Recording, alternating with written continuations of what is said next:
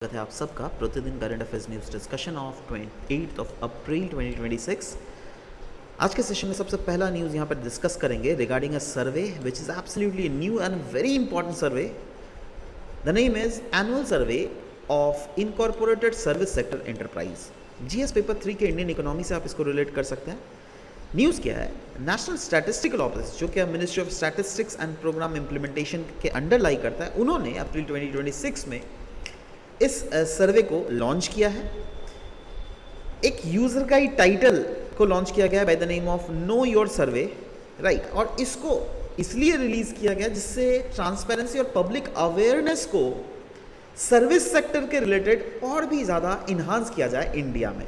तो सवाल होता है, ये सर्वे है क्या? ये एक नेशन वाइड एनुअल सर्वे है, राइट। मतलब throughout the nation, from the northern part of India to the southern part of India, from the eastern part of India to the western part of India, इसको conduct किया जा रहा है। और किसके, क्या आपसे और मुझसे डेटा सेट लिया जा रहा है? नहीं, जो सर्विस सेक्टर इंटरप्राइजेस है ना, उनसे डेटा सेट लिया जा रहा है। क्या हर एक सर्विस सेक्टर के पास जाके लिया जा रहा है? नहीं, ऐसी बात नहीं।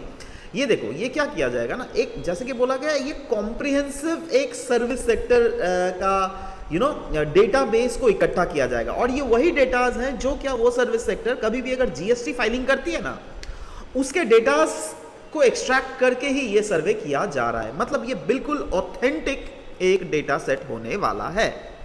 और ये कौन से कंपनीज के डेटा लिया जाएगा? वैसे कंपनीज जो क्या कंपनीज एक्ट ऑफ 1956 जो क्या अमेंड किया गया था 2013 उसके अंडर आती है, और limited liability partnership act of 2008 के अंडर आती है। और आपको तो पता ही है, क्योंकि ये सर्विस सेक्टर के रिलेटेड सर्वे है, और सर्विस सेक्टर कहीं ना कहीं इंडिया के पूरे जीडीपी का 50% से भी ज्यादा कंट्रीब्यूट करता है। Millions of job service sector में क्रिएट होते हैं, राइट। तो वही बोला गया, इस सर्वे का की हाईलाइट क्या है भाई? देखो, की हाईलाइट्स की अगर बात करें, अराउंड 1.21 लाख इंटरप्राइजेस को से ये सर्वे लिया जा रहा है, जो क्या कवर करता है all the states and union territories. और इसके सैम्पलिंग फ्रेमवर्क क्या है? जैसे कि मैंने पहले ही बोला, जीएसटी नेटवर्क का डेटाबेस के थ्रू ये सारे डेटा सेट्स उठाए जा रहा है। मतलब ये सारे डेटास बिल्कुल अपडेटेड डेटा होने वाला है, और ये वाइडली इंडिया के जो सर्विस सेक्टर है उसको कवर करने वाला है, क्योंकि इसके रिलेटेड की लीगल बैकिंग भी है by the collection of statistics act of 2008। मतलब गवर्नमेंट अगर चाहे तो यस, ये स्टैटिस्टिक्स को इकट्ठा करके देश के बेटरमेंट के लिए इस स्टैटिस्टिक्स से एनालिसिस कर सकती है। जन विश्वास amendment of provision act of 2023 भी कानून है जो क्या सरकार को एक लीगल बैकिंग प्रोवाइड करती है in order to collect these datas. Data collection method कैसे किया जाएगा? यस, सिक्योर वेब पोर्टल के थ्रू, और ये प्रमोट करेगा digital governance as well as efficiencies को, जिसमें ऐसे सारे सर्विस सेक्टर कवर किए जाएंगे जिसमें आता है trade, transport, hospitality, information technology, education, health, इन सारे सेक्टर्स को कवर किया जाएगा, राइट। सो देखते हैं दैट ये तो जस्ट ऑनगोइंग न्यूज़ है। फ्यूचर में इस न्यूज़ में क्या चेंजेस आते हैं, of course will discuss that as well, but so far whatever we have discussed so far, उसके बेसिस पे this is the question, and I hope that this is very important news from the perspective of Indian economy per se, क्योंकि Indian economy आपको देख रहे हो boom हो रहा है, राइट। सर्विस सेक्टर तो बहुत तेजली बढ़ रहा है। जब इतना तेज बढ़ रहा है तो it is very required that government को ऐसे डेटा सेट्स लाने चाहिए जिससे क्या हमारी जो इन्वेस्टर्स का सेंटिमेंट्स है वो भी इंक्रीज हो सके इस सेक्टर में, right. Next, prototype fast breeder reactor at Kalpakkam. This was there very much in news. क्यों पता है क्यों न्यूज में था? क्योंकि पहली बात तो ये जो कल्पक्कम में जो ये प्रोटोटाइप फास्ट ब्रीडर रिएक्टर है ना, ये बेसिकली फास्ट ब्रीडर क्या, ये एक न्यूक्लियर रिएक्टर ही है, राइट। और ये कल्पक्कम दैट इज तमिलनाडु के कल्पक्कम में इसका क्रिटिकल स्टेज को अटेन कर लिया गया। देखो क्लियरली, माफ करना, इसको मैं रुको हटा के फिर से ये दिखा दे रहा हूँ। यस, क्रिटिकल स्टेज को अटेंड करना। क्रिटिकल स्टेज को अटेंड मतलब ये वो स्टेज है जहां पर कोई भी रिएक्टर सेल्फ सफिशिएंट बन जाता है न्यूक्लियर चेन को बिगिन करने के लिए, ठीक है। तो वही बोला गया, ये जो है ना प्रोटोटाइप फास्ट ब्रीडर रिएक्टर, ये इंडिजिनसली डिजाइन है, दैट इज इंडिया में ही डिजाइन किया गया है, राइट। और ये मार्क करता है a major milestone in India का 3 stage nuclear programme. GS paper 3 that is science and technology से आप इस टॉपिक को डायरेक्टली रिलेट कर सकते हो। जब हम बात कर ही रहे तो उसके रिलेटेड हम लोग ये भी बात कर ले, इंडिया में ऐसे कौन कौन से रीजन्स है जहां पर न्यूक्लियर रिएक्टर्स बेसिकली काम कर रहे हैं। So yes, Tarapur, Kaiga, Jaitapur, right, Kakrapar, Bhimpur, Narora, Gorakhpur, Haripur, so these are Rawatbhata, so these are different regions where the nuclear reactors are presently working on.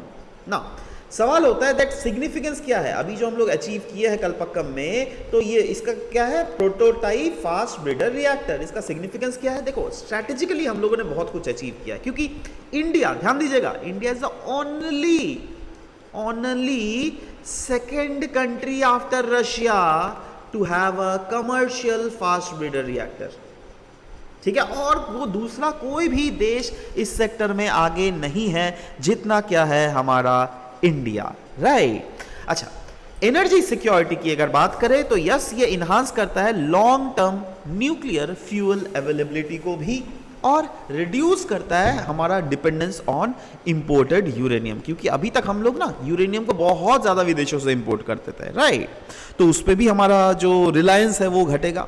Next is indigenous capabilities को भी ये इन्हांस करता है, क्योंकि आप डेवलप कर रहे हो यूजिंग इंडिजिनस टेक्नोलॉजी, मतलब आप कहीं ना कहीं दुनिया को दिखा रहे हो दैट हम न्यूक्लियर एनर्जी में भी आत्मनिर्भर बन रहे हैं। और यही नहीं, it is also said to be the gateway to thorium economy, क्योंकि ये ट्रांजिशन इनेबल कर रहा है to the thorium based energy in the future.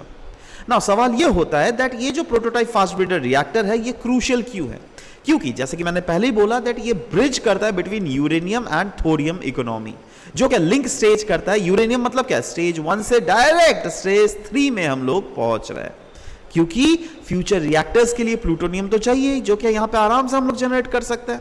That is fuel का मल्टीप्लिकेशन भी होगा, that is it will convert non fissile uranium 238 into fissile material. अच्छा, अगर आप कंफ्यूजन कर रहे हो नॉन फिसाइल, फिसाइल मतलब क्या होता है, देखो एक होता है kind of non fissile, right, मतलब जो फर्टाइल भी जिसको हम लोग बोलते हैं, ये वो होता है जिनको क्या कन्वर्ट किया जा सकता है टू द फिसाइल, है ना। देखो नॉन फिसाइल या फिर फर्टाइल मतलब it can be converted into fissile, right, जिसमें आता है हमारे यूरेनियम 238, थोरियम 232, राइट। एक होता है फिसाइल मटेरियल जो क्या अंडरगो कर सकता है इजीली फिजन रिएक्शन। अब फिजन रिएक्शन अगर इनेबल कर ले तो yes, it becomes very very easy that हाँ न्यूक्लियर रिएक्शंस भी चालू होगा। देखो क्योंकि न्यूक्लियर रिएक्शन कितने टाइप के होता है, एक होता है फिजन और दूसरा क्या होता है, फ्यूजन, है ना। फ्यूजन का आप एग्जांपल दे सकते हो, क्या है, ये जो सन में जो न्यूक्लियर रिएक्शंस हो रहे हैं ना, वो कौन सा है, वो फ्यूजन रिएक्शन होता है, ठीक है। तो वही बोला जा रहा है दैट इससे फ्यूल सस्टेनेबिलिटी भी इंश्योर होगी और लॉन्ग टर्म इंडिपेंडेंस जो है हम लोग एक दो देश आत्मनिर्भर बन जाएगा, हमारा जो इंक्रीजिंग ग्रोइंग डिमांड है एनर्जी का वो फुलफिल होगा, और ये कहीं ना कहीं सपोर्ट करेगा इंडिया का growth in clean, reliable and based super power, right? So on the basis of this we have asked this very question. I hope that this is also one of the easy question that you can go through. Prototype fast breeder reactor के बारे में 1 2 3 statements दिए गए, please tell me that कौन सा सही होगा। नीचे कमेंट सेक्शन में बिल्कुल अपना आंसर्स लिखिएगा। This was all about the discussion that we had for this very discussion. अगर आप इसका पीडीएफ को डाउनलोड करना चाहते हैं तो नीचे हम लोग पीडीएफ का इसको लिंक भी अटैच कर देंगे, right. So yeah, it was all about the discussion. We'll be meeting in next session. Till then, bye bye. Take care.